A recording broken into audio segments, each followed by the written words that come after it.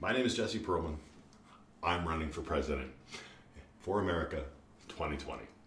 I call it Restoring Vision to America 2020. And the reason why I call it that is because something that I've been thinking about for quite some time is how America got to where it is right now. We're a bit lost. We don't seem to know who we are as a nation any longer. So we're fighting amongst ourselves to come up with some definition. And there's a lot of furor around this. I think, personally, we lack what we once had with President Kennedy for a moment. We're going to go to the moon. And why are we going to go to the moon? Not because it's easy, but because it's hard. He focused us as a nation on a challenge that no one else was facing that would bring national acclaim, right? In other words, it gave us a purpose. Before that, there was World War II, right? World War II is where America kind of came into its own as what we believe America's shining example of its ideals to be, right? What a democratic nation is meant to be. That good-hearted neighbor that stepped in and helped out the world, right? We lived on that for quite some time. Problem was, it wasn't sufficient. Come the 60s, right, we've been thrashing around for a couple of decades, and Kennedy says, to the moon, and boom, everybody focuses in again, and off we go to the moon, and we do it. Kennedy dies. We no longer have a clear vision. We have the social equality movement, right? Social rights. Oh, Christ. So I live in Colorado. I'm not even going to try and edit this out. And that's the other thing about this whole campaign. I work for a living. I'm not going to be going on the road. I'm going to do this via YouTube the whole way. And frankly, if I get elected, fantastic. And if I don't, cool. But to step back to what I was talking about is, Kennedy died. Lyndon Johnson said, we have to finish his legacy and we're going to bring in these things, right? And we had social justice. We had socialized medicine, right? Healthcare, Medicaid come in. And this was the legacy. That was the final hurrah, right? The last bit of vision we might have had. Civil rights. Oh my God, I've been struggling with it. Civil rights. Yeah, I live in Colorado. Marijuana's legal. I'm high. So, civil rights was the last thing, right? And then we had the 70s where we struggled for an identity once again. And it was being ripped apart. We came out of the 60s with two directions in America, right? There was the classic America and there was the hippies, right? The long hair progressives, peace, love, right? Free love. We can all get along. Let's go live on a commune.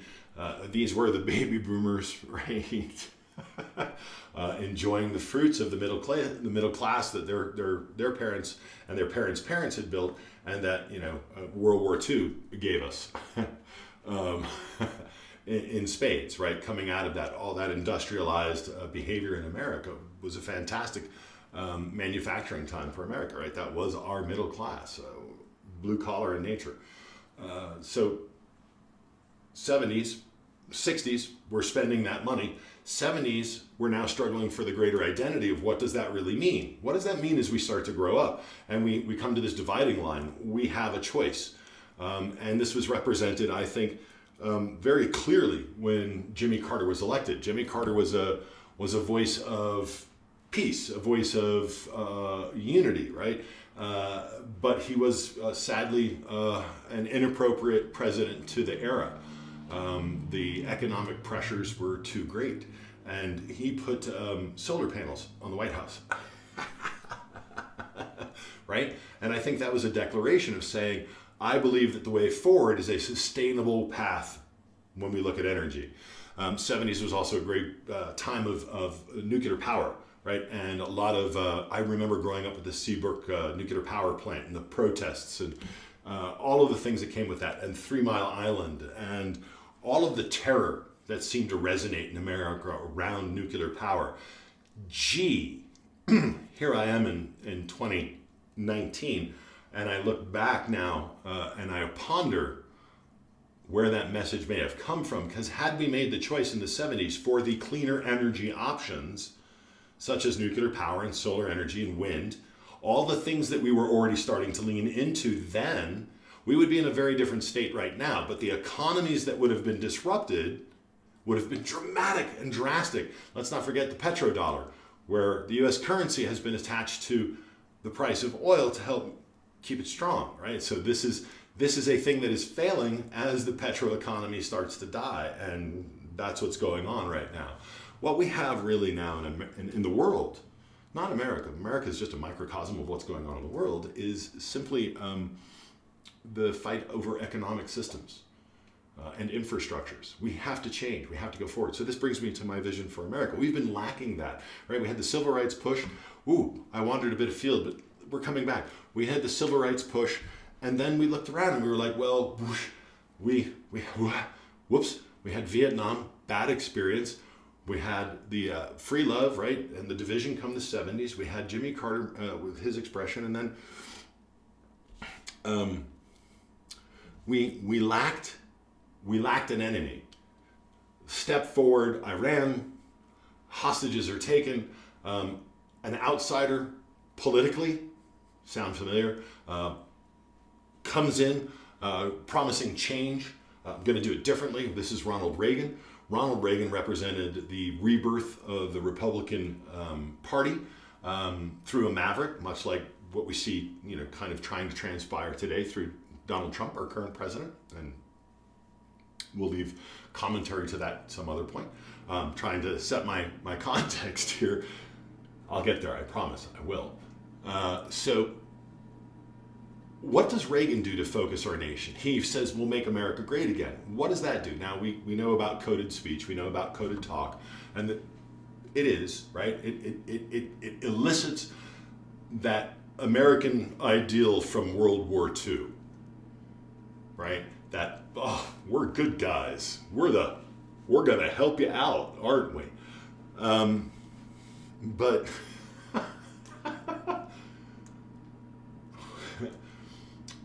he found terrorism as the focus, right?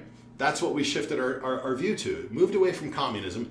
He kept communism there, right? Communism was there, but when communism died, that's what Ronald Reagan did, right? He took down communism, but when communism went down, what was left? It was terrorists. And we started setting the stage then, right, with the Iran-Contras, and all of the terrorism was starting to bubble up around this time. Communism falls. Now we have terrorism as the primary focus. We get Ronald Reagan leaving, and the things he did to destabilize America's infrastructures, politically and economically, we're seeing the repercussions of now. So he set a stage, boom, and things started to ripple. America had no worldview. It was a terrorist threat now, right? We come into Bush Sr., recently passed away. Thank you for your services, Mr. Bush. A moderate Republican, not a bad Republican by all accounts, but lacking a vision once again. His vision was presented to him through the Persian Gulf War. Right? More terrorism, right? Here's the Middle East. But what is the focus? The focus, again, is economic. It's the petrodollar. We're protecting our interests there. I was in the military. I served in the Marine Corps. I was in for 15 years, 1983 to 1998. I went to the Persian Gulf. I was there for Fun in the Sun 91. I think I still have it. Yeah. And the talk was very clear among the troops on the ground. We knew we were there for oil. We were not really there for the liberation of Kuwait, democratically speaking. So that aside, we see again the economic interest around the petrodollar, but then we also see terrorism. Exit that Bush, in comes Clinton, right? Which is always weird. We have this huge period of conservatism, which is not a true label anymore, and then we have the liberal or the progressive element come in to kind of shift us a little bit, and then we reset back, right? We go forward 2 steps, come back 1, go forward 2 steps. We've been going backwards more than forward lately, but in comes Clinton, prestigious politician. I will never personally forgive him for being received in Tiananmen Square when he visited China. That's just me. That's still very heartfelt inside of me. As a president who represents democracy, visiting a communist nation, or at least a commu-capitalistic nation now. It's not strictly communism, it's definitely an authoritarian. Anyway, I digress. But him being received there bothered me. What he did he was under a lot of duress from the Republican Party, so he too helped destabilize the political and economic regulations that have been put in place that led later on to the meltdown that we see that came up. But again, no real vision, right? His was, hey, good times, we're getting better. Let's be nice to each other and let's just enjoy being American. We lose him and we come back into the Bush era again. Boy, don't we miss those. But again, terrorism, the axis of evil, 9/11, America's, in turmoil. Our only identity is pain and trauma now, and we lash out. And I'm going to get some water. I may edit that out, I doubt it. Because here's the other thing. I really don't fucking care if I get elected or not. I don't. But I have a voice, and I need to speak, and I need to share it because it may help influence people. So I am serious. I'm a write-in, but I don't give a fuck. Let's be clear, all right? I'd rather not live with those responsibilities, but if I get them, then I'll have to do them. But I digress. Bush Jr., it's the axis of evil. It's faceless, it's nameless. It could be anybody. It could be within us, it could be without us. It's the Muslims, it's whatever it is that is not us. It's an other, but it's not a vision. It's a fear. We've been living nationally in fear since Kennedy died. Oh yeah, since Kennedy died. Obama was hope, but it was again a progressive shove of American intent as a culture a little bit more down the line. All we're doing is evolving and maturing, but the difficulty from a cultural perspective is recognizing when you have to let go of the old behaviors that no longer serve us, be those economic, political, religious, traditional, doesn't matter what it is. Evolution requires divestment of old and adoption of new behaviors for new environments, right? And that's all we're doing is we're maturing, we're growing up as a nation. And I say we lack a vision. What is necessary now? Well, we know that there are problems globally with our weather. Yeah, I'm not going to deny it. We have climate change. Yes, the planet does do shifts. But all I got to say is this, guys. Think about it this way. 5 people in a room. Put 5 people in a room on a summer day. Close the door, keep the window closed. See how much more the temperature rises by. There's a natural inclination in an enclosed environment when crowded to get hot. And the planet is a semi-closed environment. Yeah, I digress. It is a key point. But how do we then, understanding that this is truly a thing we need to be paying attention to, as a nation, step forward and take leadership? Leadership. Not for the world, but for America first and foremost. What's lacking is a proper way forward to deal with all the changes that are coming, both energetically, which is an economic shift, and manufacturing, which is another economic shift. And there's 2 huge things about this. Petroleum is killing the planet for human habitation. Period. End of story. The burning of these fossil fuels, while we don't see it in the sky, has altered it to a point where we're holding more heat. The more heat we retain on the planet, the worse things get. So how do we reverse that? By stopping the burning of fossil fuels, by changing the methane output on the planet. There's more than a few things that go into this, and you can see I've been thinking about it. So I do have plans, I do have ideas. So how can America serve this? How can America serve America first, but the globe second, and all of humanity most importantly? Yeah, I'm not lying, all of humanity. We do it by becoming the sustainable energy leader in the world. We have every type of climate and geography necessary for all the sustainable energy elements. Geothermal, water, air, you name it. And guess what? We can start investing in more ways of getting greater returns from those, to include solar. And here's the thought, folks. Why hasn't our nation set a regulation, or why haven't we regulated as a nation that every house that is built in an appropriate climate for it has a roof made of solar panels? Period. End of story. Why are we not taking advantage of that? I'll tell you why we're not taking advantage of it. Because it's taking money from somebody else's pocket. And this is where we always fail in understanding how we handle transitions. So we as America need to step forward as leader in renewable energy. And what we need to do is change our currency from a petrodollar to an e-dollar, which is the amount of energy a nation can produce, or the amount of energy a nation is required to import, balances out their economy. So instead of being hooked to fiat, which it is right now, which is imaginary, or the petrodollar as a secondary measure, right, which is failing because it's running out, or gold as it used to be, which was a finite substance, right, just like petro is now. We use energy, which is not a finite substance. In fact, it's an infinite substance.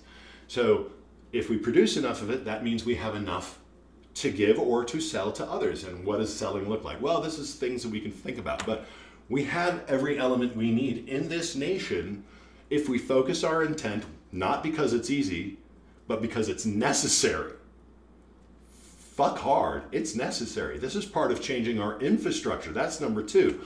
One, we lack a vision. We need to become the leader in renewable energy. We need to show the rest of the world how it's done, self-sustaining as a nation, before we can show the world how it's actually done and export that information, technology, and expertise, as America used to do when we were the manufacturing kings. We were glad to share our expertise, and other countries took it and improved on it and did better than us. What we fail to do is improve. We get stuck in a conservative mindset of saying, but this is what got me here. Yes, and change is what gets you more. Don't be the monkey with the fist, in the glass holding the peanut. It can't get its hand out of the jar, right? That's kind of what a conservative nature is. You hang on to the peanut until you die instead of letting go and going to look for more food. So, number one, we become the leaders in renewable energy by making ourselves use it, by reinventing our infrastructure to support the next millennium. Now, not millennium, the next century. That's what I meant. If we think about this, we were an agrarian society all the way up until the 1800s when manufacturing kicked in, right? Or industrialization kicked in. Eli Whitney and the cotton gin, right? Horrible reference, because what it did was free up manpower to go into other places, but it was an economic boost, right? This then got replicated on a mass scale by Ford, right? The guy who invented the modern assembly line, essentially, right? Found real industrial efficiencies, and that kicked the doors wide open on manufacturing and changed the whole economy. It killed the agrarian economy. Farmers required subsidies after a certain point because it used to be the primary economy. Now we have an industrial economy. This industrial economy is fueled by what? Fuel. See what I did there? And that fuel comes from somewhere, and somebody's selling it, somebody's refining it, and all these industries are built on it. So when we say, well, let's just change our energy systems, we're changing all these economies built on it. The oil industry, the automotive industry, the electric industry, you name it. There's so many industries that get disrupted. Disruption is what happens when you make a change without notifying people. Boom, get out of my way. Rather than saying, excuse me, excuse me, excuse me. What we need to do is be mindful and say, excuse me, corporations, industries, economies, we have to change. Here's how we're going to change. You are going to be the transition point because you are affected most, oil industry, we're going to help you convert your industry into the renewables primarily. So you start with an infrastructure that's already in place. We're going to convert that infrastructure to support this new energy system. Your economies will then start to support the changes in these other economies. So this is a way in which we can start to make these changes. But what we see then is that we are mindful to the impact to the economies that we already have established, and we are not displacing them, we are transitioning them. Now, the coal industry is a very great example of this. Right now, we have it's insufficient. It doesn't work. Nobody wants it anymore, and it's a dying industry. Everybody who's working in coal, had we thought about this in advance, rather than saying kill coal, kill coal, kill coal, and I know some programs were put in place around this to transition people out, the government never stepped forward and said, as a nation, we are transitioning off of coal, and to do so, coal is going to lead the way into solar, or ba, or ba, or ba, or ba, ba, ba. And the people who are in those industries get retooled, re-educated, and now have a new life force within them to pursue this new career and this new burgeoning industry, to be experts. The other thing it does is for those who don't wish to be transitioned, we find ways in simply saying, okay, what do you want to do? We'll train you. We'll help you do this. It's not easy. It's necessary. This is how change happens. I've been a fast food cook, did a horrible job of that. I think I was the guy who actually left the burner on during an oil change and had the franchise I was working at burned down. If it wasn't me, it was somebody else because we were fucking around that night. I don't know, right? You know, the insurance said there was no problem. It wasn't in malice. It was negligence, right? And I'm not going to edit that out either because that's who I am, right? So I was that idiot at the age of 16, 17. My mom demanding I get a job. I finally got a job, not understanding how to work. I was a goof. Every kid was. And you know I smoked marijuana, and I smoked marijuana then. Who didn't? And a lot of people didn't. I shouldn't say that. From my personal context, see, notice that. We have a tendency to take a personal context and put it on others. From my personal context and those I knew, most everybody smoked. Those who didn't, I introduced. I was not the nicest. Well, I wasn't a mean kid. I was just that guy, right? I'm just kind of doopy-doopy-doo, doopy-doo. That's what I was. But then I became a Marine. Well, I was a milkman. And I didn't graduate high school, and I could have easily made that a career. And thank you to my friend who got me that job through his family connections at that dairy, right? I did route delivery, and I missed a morning, and my mom woke me up and yelled at me and put me in the car and drove me out to meet that truck where it was in the middle of its delivery, trying to teach me responsibility that the Marine Corps later shoved up my ass with a stick, which I needed, right? So I joined the Marine Corps. I'm in the Marine Corps for 15 years, and I learned a lot in the Marine Corps about people. And I learned a lot about how to motivate people because I was not an authoritarian. I was a humanist. I am a humanist. I dealt with people. I will share other stories that come from there. But those of you who are watching this, who worked with me as Marines, if you see this and if people are sharing this, and please do share this, because this funds my campaign, frankly. If I make money off of YouTube and I need to travel to go do something, or I need to pay some stupid fucking requirement that our government has to officially register, or who knows, that's the other thing. I'm doing this on YouTube entirely, and I because I have a job. I work for a living, and I can't afford to leave this, and I don't have the time to ask you to give up your money that you've worked hard for. That's bullshit. That is called an economic drain or a siphon. Our political system has actually been designed. We are one of the longest running campaign cycles for president, or leader of a nation, I should say, in the world just about. And it's designed to extract your money. Your money. You. All of you are getting those Kamala Harris's, hey, can you give me another, and the Donald Trumps, give me another 10. It doesn't matter where it's coming from. Everybody's asking for your money to support their voice, right? And where are they spending that money? They're spending it some in the local media, but mostly in the national media, and mostly within the political systems themselves. The lobbyists and all the strategists and all that. It's a system that's been designed to take money for itself. So fuck that shit. And pardon my language, but I'm a cussing motherfucker. And as a president and as a professional person, I don't swear in front of the customer and I don't swear on a national stage, but this is, as I said, I don't give a fuck. You're good electing me, and I'm going to show you who I am. I'm going to give you transparency. That's the other thing I believe in. So anyway, back to my vision. The first vision, renewable energy, and the second vision is the infrastructure. That renewable energy goes into the infrastructure. It's how we power ourselves. We think of the New Deal, and the Democrats are doing kind of a great job with some progressive elements, and the Green New Deal and Bernie Sanders, love you guys, love every element about this. Problem is you're all fucked in the head and fighting over the wrong stuff at the wrong time. 2020, a clear vision. And that clear vision is America needs to start taking responsibility for itself once again. It needs to educate itself on how it works as a nation, civics, yes, which we removed from our education system some time ago and then instituted, mass testing, which removes critical thinking primarily, which changes the behavior of people. I won't go crazy on that one, but when you look at things,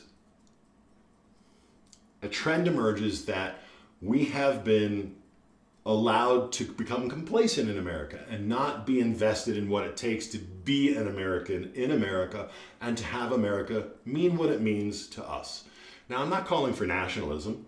I'm calling for people to believe in to express what they believe America to be to them, and to find that common voice for all of us, because that's the other element of this, is if we work together to change the infrastructure, what is that best way forward? I don't think I know all the answers, but I think I have a vision to help guide us to the best answers, right? That's the key element here. Do you believe in it, and can you contribute to it? And if so, then let's do it. And the moment everybody starts doing it, we all start talking about how to do it better. And we get better at doing it. And we start forgetting our differences. That's what collaboration does. And when we start forgetting our differences, guess what? It broadens our worldview so that we can take more information in and get even better. That's what iterative development is meant to do. We look at how far we've come, we take an assessment, and we go further. And if we need others to get the job done, we bring those people in. So as a nation, we need to start figuring out what we're doing. So step 2 is we need to rebuild our infrastructure around renewable energies. What does that mean? It means changing our transportation system entirely.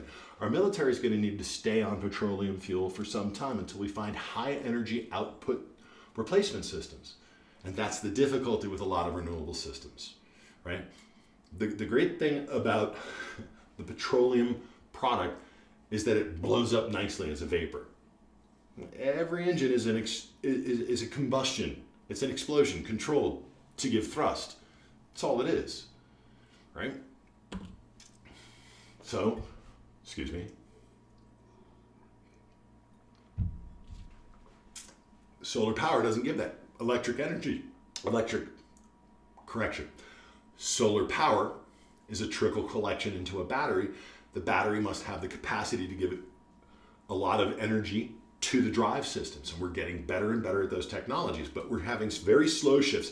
And part of this is how we handle transition overall.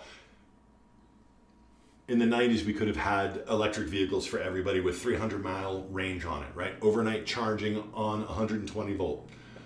But it wasn't allowed to succeed. And that's all I'll say, right? Back to Reagan real quick, just another indicator of the economics, right? What they were willing to accept, because economies drive everything. Economies are how systems feed themselves, right? And every system wants to feed itself. The first rule of any being is to stay alive. And you do that by eating.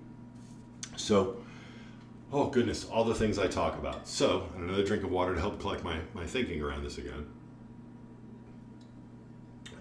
So, when we shift something away, we're taking food away from a system, it's going to fight back for it. So when Reagan came into the White House, he had the solar panels ripped out. which was sending a signal. We're not going in that direction, we're going in this direction. And we did not pursue renewable energy.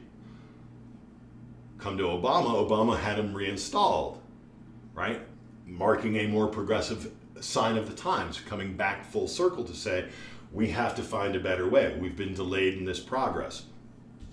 So the infrastructure needs to be built around these renewable energy systems, and we need to make those allowances for where those systems have to remain the old way, right? That old infrastructure is going to exist until it can be completely replaced.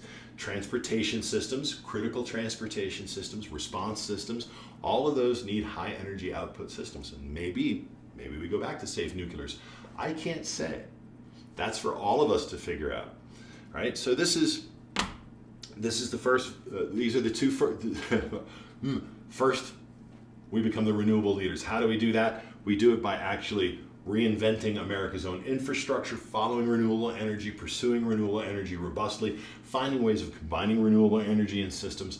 And then the third element about this is America taking a healthy look at itself and saying, over the next 100 years, because that's what we need to think about, right? If we go back to the Iroquois nation who said, make no decision without understanding the fullness of its impact to the 7th generation. We need to get back to that. We need to be mindful of what is the long-term nature of the changes we're experiencing right now. And the technological revolution is just really starting to go, right? We're coming out of all the storming and we're getting into this norming, and it's going to get even crazier here over the next 100 years. And we have to have an infrastructure that supports this whole new way of behavior. And some of that is saying, what is practical anymore?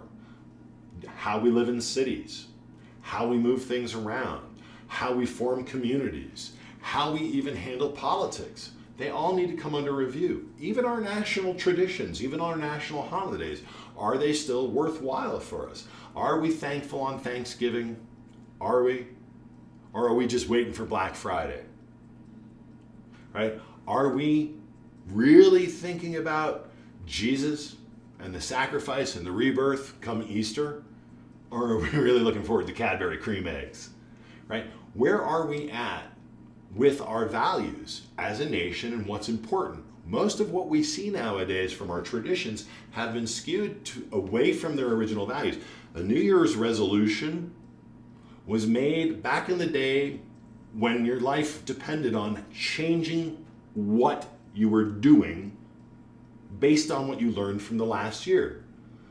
I need to chop more wood so I don't near freeze to death. My resolution is to be more mindful of my duties and tasks around my land so that I can have my wood prepared so that I will not freeze my ass off come winter.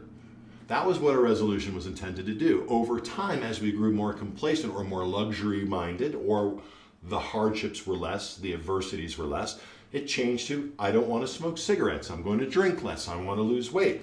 But they weren't really life-threatening things, so they lost their value to us.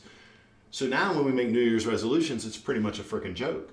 I review my last year and I think about what am I altering in this year. This year I'm changing my physical behaviors and the way I live physically and the way I engage in the physical world. I've been a slug the majority of my life, more of mind than body. So I've made resolutions and I've been working on those resolutions. Resolutions don't happen in a day, and the change of a nation doesn't happen in a day. It happens in generations. So we have to be mindful to the fact that we are going to be making change. Let's approach some other things here. When you listen to me talk about some of my policies, and I'm going to go for a full hour on this, folks. So when you hear me talk about my policies, there's going to be a lot of wanting to label and contextualize. In America, we do that now. We're very divisive. We want to categorize so we can quickly understand. We almost want to emoji our nation, and it doesn't work that way. It'll never work that way. You have to be invested with this. So when we hear these things, I'm going to ask you to take a moment, because I'm going to talk about stuff that's going to make you think that I'm a Republican or a Democrat or that's conservative, or he's a socialist, or that's communistic, or man, that's libertarian, and this guy's a wackadoodle, or I don't care. I don't care. You're going to hear all of those. You're going to hear me sound like a conservative, and you're going to hear me sound like a liberal, and you're going to hear me sound like a progressive. In times, you're going to hear me sound like a fanatic, old school, spank the child kind of mentality. because we need it. Liberty is not born of freedom, right? Liberty requires discipline, right? Requires mindfulness. That's what gives us our freedom. When we stop being mindful, we lose our freedoms, and then we lose our liberty. And look around. While it seems like we have a great many freedoms, we are losing some very essential ones that we need to think about, such as our voices with our own government. It seems to be that our government is there for itself and no longer the nation, and represents voices no longer of the people. I like to joke that back when we allowed corporations to be people, we now have the president they elected. And it's time to put the power back in the people's hands. Now we're doing that. And one of the things I want to talk about here is, again, I don't care if I fucking get elected. What I want to do is wake you up to the fact America requires civics. It requires us to become engaged. It requires us to be involved in the process. I didn't vote because I served. And then I saw what happened by my negligence. I remember when Trump hit the stage, the national stage. I remember my prediction. He will become president, and fascism has arrived in America. I haven't changed my statement. In fact, it's only grown worse. The fact that the man is still in office to this day disturbs me and should disturb every true American. And when I say every true American, I'm calling on what I feel is a true patriotic tone. If you believe in the freedoms and liberties of this nation, that this person is still in power, that there is nepotism at the highest levels of this nation, and no one in our own government has stepped forward and become the heroic voice to put forth the change that needs to take place, is ultimately disturbing to me. So this is me really trying to work on this. So let's talk about how politics in America are working. Politics in America have been driven over the last several decades into a very divisive, bipolar state. Red, blue. We don't even say Republican or Democrat. You're red or you're blue. Now you're labeled a color. When you're labeled a color, you're not even a person. And we know this very well in America because we built our nation on that. Yeah, it's time to take it and own it and say that we were a nation built on slavery and that there was a color divide, that the first economy that we had was a slave economy, and the first war we had was about how to change that economy. We freed people. We took away an economy for a whole part of the nation, and that's what the war was about. After the war, when we won and we freed the people, 40 acres and a mule, we took that back. We instituted the old system because the economy was necessary. We just changed the terminology, and we have been replicating that system to one degree or another. Now we have the prison system. That's the slave system. Period. No vote, no representation. They are put to labor that benefits others, and they are kept in durance vile. We are not the nation we once were. Well, I don't think we ever were the nation. And I'm not talking about making America great again. I'm talking about giving us a sense of vision, a sense of understanding of who we are and where we want to get to. Because this, to me, is intolerable. We are all people. I'm a humanist. I'm not a anything else-ist. You can talk to some of my old Marines about the conversations we would get into. And the one I'm specifically referring is the one on race. In the Marine Corps, there are leadership traits and principles, and I kind of leaned into them pretty hard. They're powerful.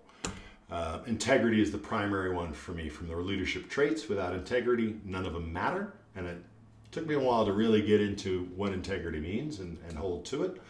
And the other one is know yourself, seek self-improvement. And that's a leadership principle. And the other big one for me was know your team, know their strengths and weaknesses. So that meant knowing people for me.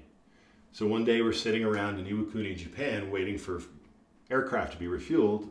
And I asked the Marines, I'm a sergeant at the time, I've got about 8, 9 guys. Yeah, they were all male Marines. And that there was a distinction, still bothers me. You're a Marine, period. No male, female, just a Marine. And this leads into the Marine Corps statement on race, which was there is no color, there's just green or light green or dark green. Well, it's still color differentiation. And it was there in the Marine Corps. So I asked, and I had a pretty much a 50-50 split. 50% of my Marines were white, 50% of my Marines were Marines of color. And I asked the question first this way. As a leader in the Marine Corps, is it necessary or should you take race into account in how you lead people? And to a man, all the white Marines went, no. To a man, all the Marines of color went, yes.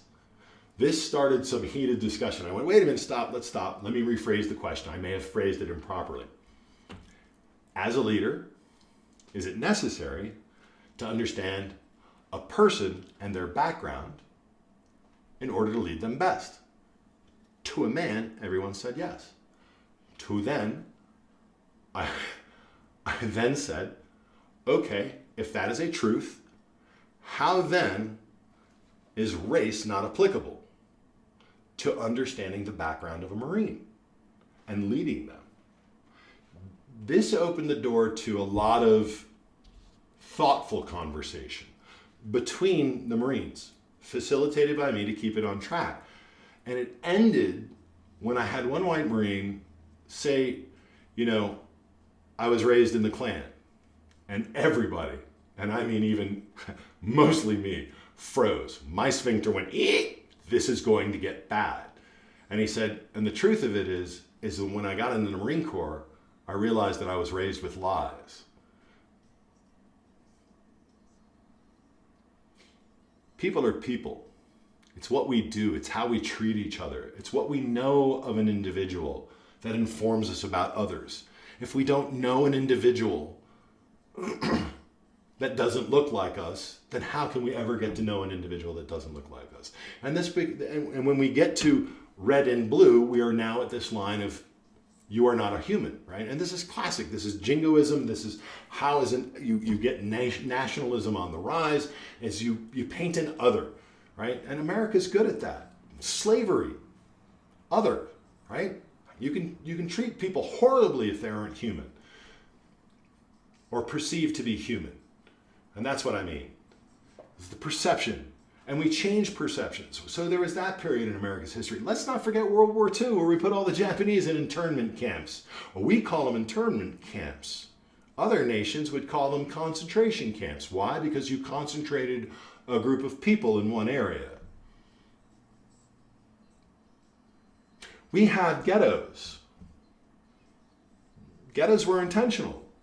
That was a presidential policy from FDR, right? Painted a broad brush.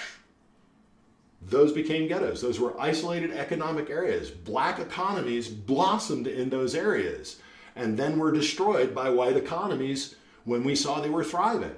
It was intentional shit that happened. So we've had we're good at painting the other. We're very good at it. We've done it very well.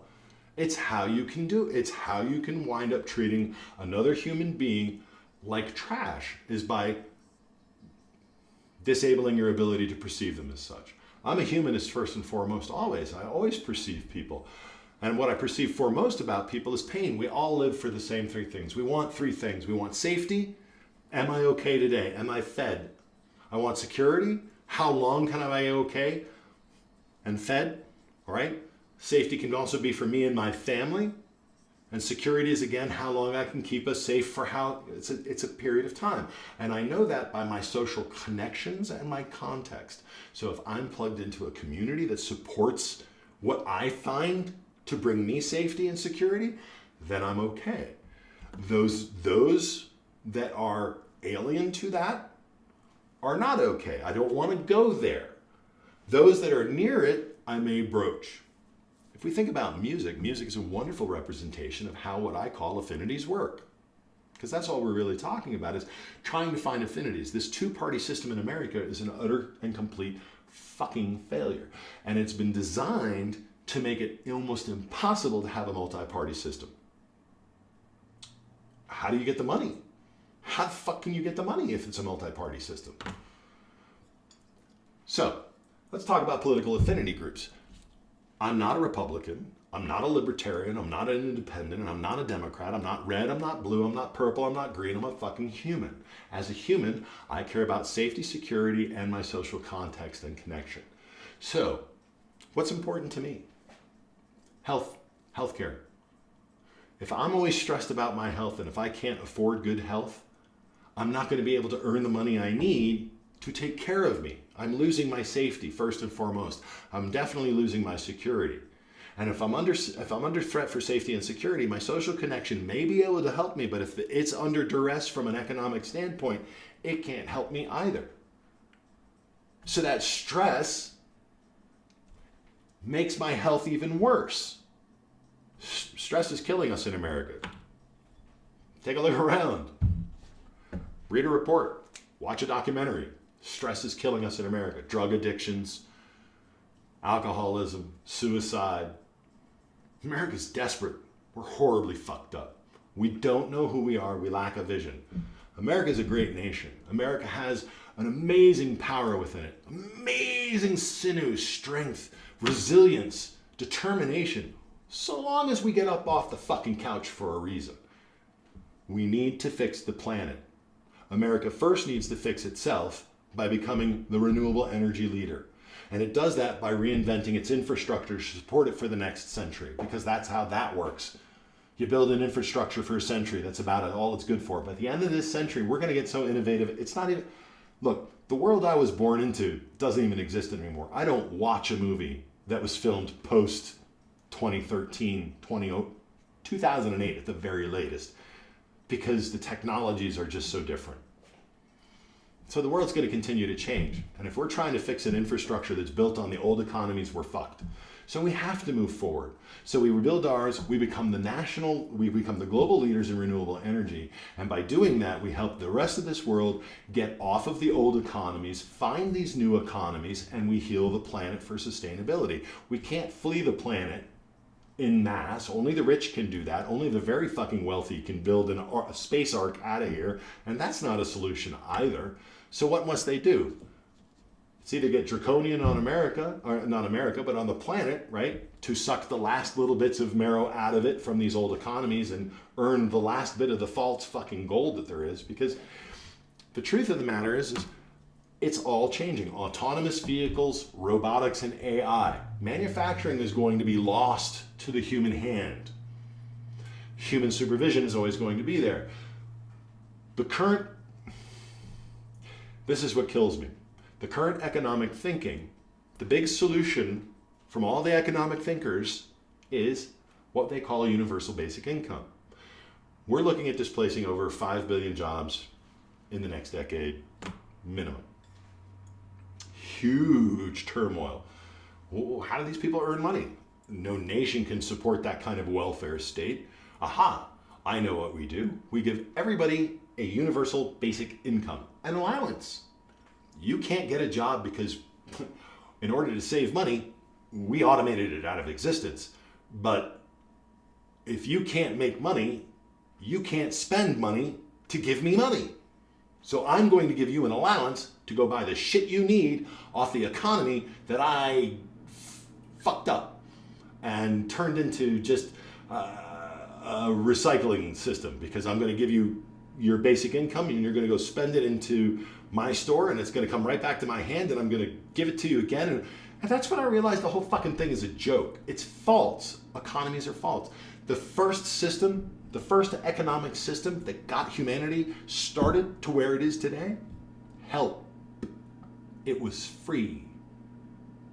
It's what was necessary to get us out of the caves, to kill the mammoth, to settle, to grow crops. Help. We no longer are into help. There's nothing wrong with help. You're not weak if you get help. You're stronger as a society when you get help and you give help. That's how it works. But we in America have gotten lost. We lack the vision. Let's get up off the fucking couch. Let's reset ourselves. Let's fix our nation. Let's get off of this bad energy. Let's get onto the good energy. Frankly, if elected, I'll promise to break out Tesla's records, period, and get us into a real free energy state if they exist. And if I die, think about that. Now, I'm not really a conspiracy theorist, but I do think a lot about the patterns that I see. We have better ways. And one of the things I think of is that as a government, we can regulate far better and say things that have huge impact to improve humanity's ability to take care of itself. Well, then those patents don't get locked away. If you don't use it, we'll pull it, sell it to somebody else. It'll get used. We will advance the nation. But health is important to me, right? Everybody should be healthy. There shouldn't be a cost to this. There shouldn't be a measurement of, do I buy food for my family, or do I get the operation I need, or do I buy the medicine for my daughter? Or whatever the case might be, we all have those same concerns. And the current insurance systems don't work. Let's be honest. If you don't have a good job, you don't get good insurance. If you don't have a job, you can now get insurance. Thank you, Obama. But Trump's going after Medicare next, Medicaid next, right? Said he wouldn't, now he is. Of course he is. Every corporate raider goes for the pension fund. Duh. That's ridiculous. The wealthiest have more, and appropriately should be taken from to help support the rest. That's what a nation is. That's what a government is there for, to provide for the well-being and intent of its people, right? Not to take advantage of them. So, I'm going to sound like a lot of different things. I have a lot of different viewpoints. What I know is that things need to change, that the classic system has failed us and has been designed to fail. So find the people who talk like you do. If you care about healthcare the way that I do, pay more attention to me. Share it along. I don't know how to solve it. I know it should be universal, and I know it should be free. That's all I know. Should be universal, should be free. We shouldn't even be worrying about it. As a human being, hey, we've had the technologies and the abilities since the 60s to level set the planet. Everybody gets an equal measure of everything, but nobody wants to wear all white and eat off a plastic tray and use the same phone. I want mine to be different. I want mine to be special, all right? But if we take a step back and say, first we give everybody everything and we balance it out and we understand how to maintain that balance, that becomes the norm that's sustainable. Then we can find the performance space to say, how can we now create variations from this? And that's all I'm talking about when we retool America, is finding that new norm, and then we can get better at that and improve on that. But this old stuff's got to go. Healthcare, how do we do this? Education. We're importing more brains. We used to export our brains. We did. Our education systems are broken because they were turned into P&Ls. Should be free. Should be free. Education is free. How do I know education is free? Because I've taught myself all my fucking life. You can put me in a school system, I'm only going to learn this much. What's important to me, that I'm going to teach myself. That's what's really important to me, I will definitely teach myself. Critical thinking, rational thought, we lack it. We need to reinstill it back into our education systems, and we need to revamp it. And we need to look at Finland, who, when given the same information, we were around the same period of time about where we were low globally in our scholastic ranking. They decided to fix it and now have, I don't know, the world's best. And we still suck. Why? Somebody's got to make a dollar. Bullshit. The whole conservative creed, I'm just going to call it that, the conservative creed of small government. Well, we don't pay for services, take care of yourself. What that means is I want to use that money for something else. I still want the money. The taxes never really go down. They only go down for who? The rich, the wealthy, where the siphon is going to, right? This is why we see this huge economic imbalance. Now, the New Deal was a way of balancing that out, right? The Square Deal, which was before the New Deal, bully, right? I'm not a bull mooser either, was another way of leveling out that. And a government is there to ensure that that regulated economic stays in balance, right? That it doesn't get out of hand. And there's all this whole, are you a capitalist bullshit going on? Of course we're capitalistic. If we have an economy that has money, you have to be capitalistic. It's the only way it works. Problem with capitalism is left unchecked or unregulated as we have been doing. It's a rapacious beast that consumes everything in its path, and the only person who profits is the bastard who's holding the leash of that monster. Yeah, and we need to take that back. We need to put the regulations back on capitalism and reinstill what a true free market is. Too big to fail is a problem. When you realize that you have a system that is too big to fail, it's when you need to start winnowing your system back down. It's bloated. It shouldn't be interrelated or so intertwined to the point where a failure in one causes a failure in everything. A single point of failure is a systemic failure. So it's time to reinstitute new thinking in America. A new vision, 2020. Let's see clearly where we're going. Let's change the way that we live our lives. Let's make sure that we're responsible to the planet. Let's make sure we're responsible to ourselves. And then let's start taking care of the world the right way. Let's get our military first and foremost out of everywhere that it's at. Let's start making amends to this world and the stomping around that we've been doing and the imbalances that we've created. It's not ours. It's not ours. It's not ours. It never was ours. Everyone will find their own way and their own balance.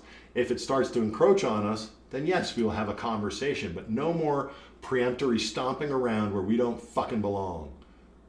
Let's start turning it into more positive intention. Let's take our people home. Let's retool them. Let's turn them into converting our country into a healthy country that's leading this whole world on a healthier path to sustainable energy and a better way of treating people.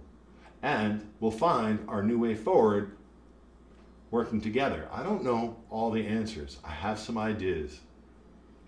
All right. Again, my name is Jesse Perlman. I have been a lot of things in my life. I was born in New York, raised in Maine, joined the Marine Corps, didn't do well, then did well, got married, spent half of my time in the Marine Corps over in Japan, been in Australia, South Korea, served in the Persian Gulf.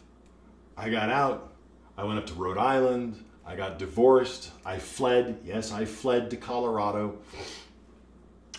I reinvented myself from Marine, then petroleum inspector in Rhode Island, to out in Colorado to being an administrative person for the U.S. West. And then I became a project manager, and then I was laid off. And then I was unemployed for 18 months, and then I went bankrupt, and I had a vehicle repossessed, and I had to short sell a house. And in 2005, I went under, right? I was pulled into the riptide right before the waves really started hitting the beach in the 2008 meltdown. I was one of the front runners in that. I got sucked into that whole thing. So I know the pains of all the bullshit. 18 months unemployed, lost a home, right? Broken relationships left and right. Vehicle repossessed, slowly rebuilt myself thanks to friends in the software world, and now I'm at a point where I'm doing well again. But it's been hard. I've had to make decisions about health. Not having health insurance blew out my knee. What did I do? I had to live with it. To this day, I'm still living with that. And now I have the opportunity, the luxury of time and finances because of the job, the work that I do, to finally be able to rehabilitate my body. But those stresses were insane. When you live with the mentality that so long as I'm alive, it's okay, it's insane. We have the means now as a nation so that everyone within our borders, and by the way, our borders are meant to be regulated, but mostly open because we are an immigrant nation. There's a lot of space here.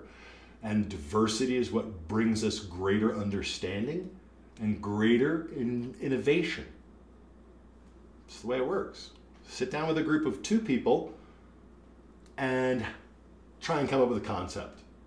You're going to think it's great. Introduce a third, they're going to find flaws. It gets better if you listen to them and improve on it. Introduce a fourth, and so on and so forth.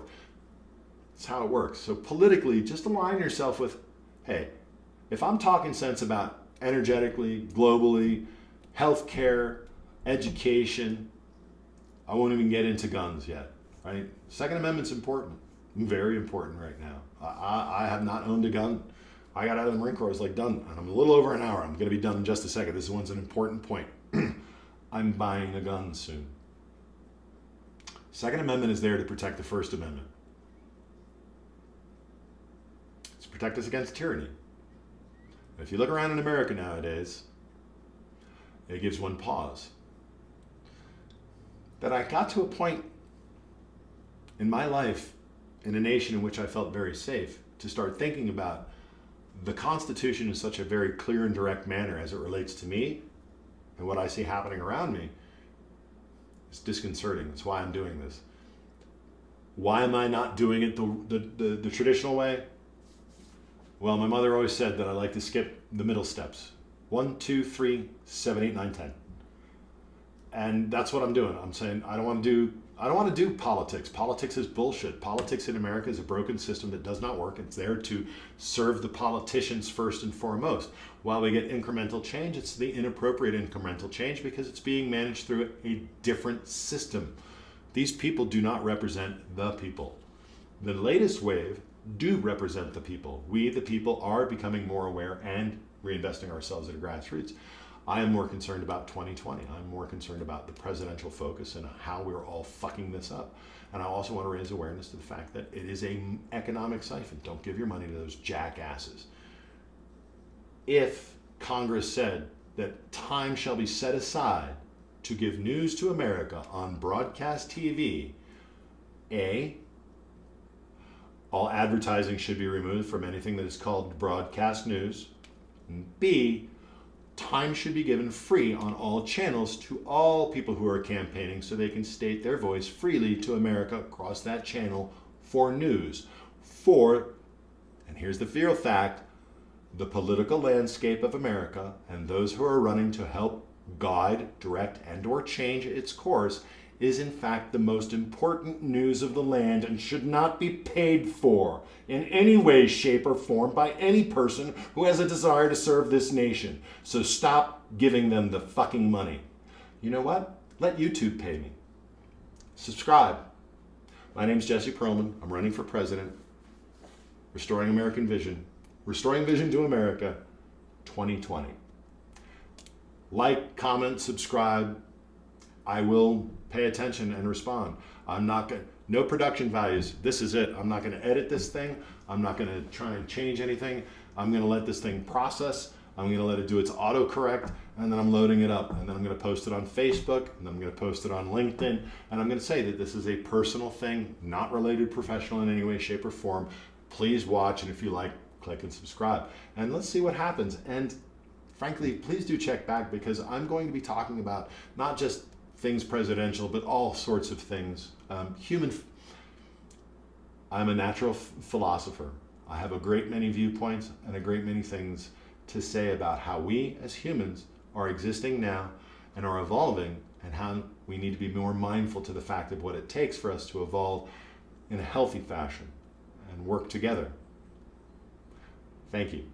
I am a humanist, and I recognize the human in you.